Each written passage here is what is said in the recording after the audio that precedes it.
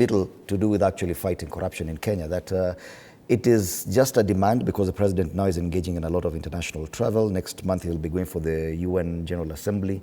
And that the international community, there are demands they're making, the Bretton Woods institutions, and probably that's why the president feels to pacify those interests, he needs to make a statement or two. Do you agree that that could be the force, but politically it's costing him a lot? Yeah, Fred, two things are coming out clear. I want to agree with Dr. Makali on this. There is evidence of, Mr. Speaker put the question. That evidence is in the conversation the House leadership were having with judiciary in Mombasa last week. Of all the bills the parliament has been able to pass, quite a majority, considerable numbers are in court. And the court has declined some of them.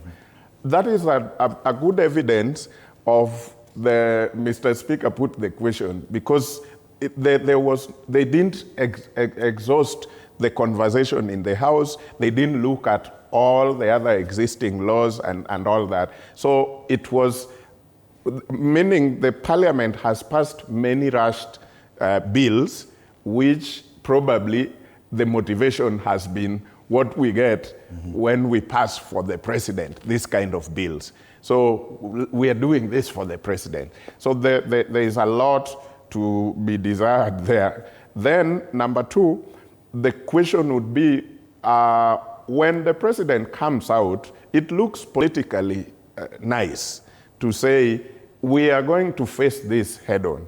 But where is the anti-corruption in all this? Are we still praying? Because, again, we have a pastor in the anti-corruption. For two consecutive opportunities, we've given anti-corruption to the church. Yes. The church, which was long bought, before we even went for election of 2022, the church actually had declared that they have a candidate in this election for the first time.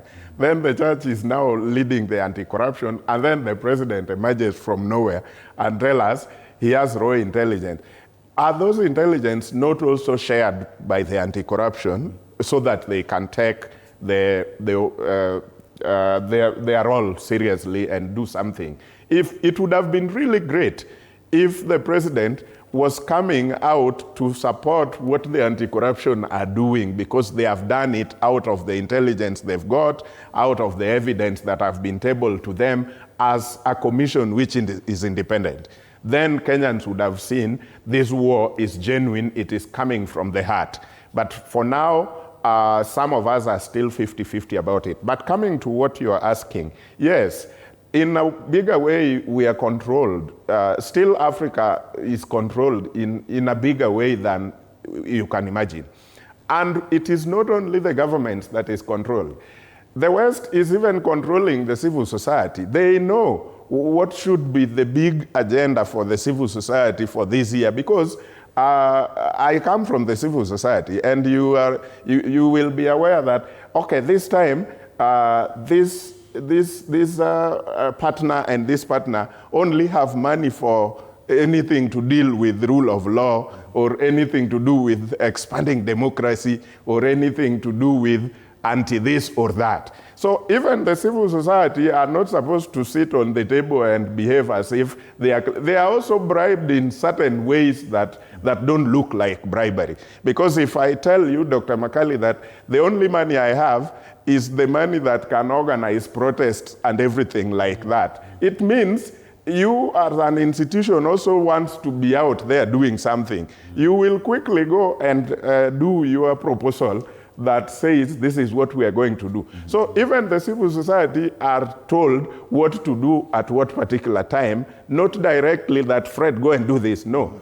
When I say I don't have funds for health, I only have funds for governance, then it is you to now align to what kind of funds I have. So that is how it is controlled. So when they also come to government, they probably expect the head of government to tell us what he's doing about corruption. And you may just be right, because when we are going to those big platforms and we have rattled an institution like Parliament and they are breathing fire, they even are threatening to impeach me or pass no bill that comes from me.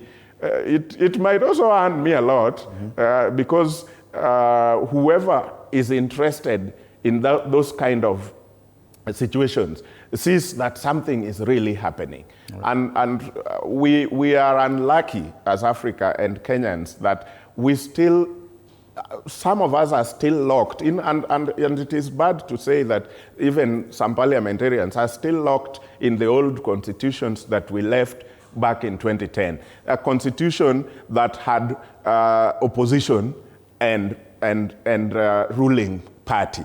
What we have is all parliamentarians supposed to do oversight on the executive, whether you come from UDA, ODM, Wiper, or whatever. Even when you are elected independent, you're just supposed to oversight. But when they go to the House, they also still segregate themselves and say, you know, you are in the opposition. You know, I am in the ruling party. It is, our software is still remaining before 2010, but hardware tells us that we are now in a new dispensation. Speaking of the Constitution, this week we mark exactly 15 years since the promulgation of the Constitution.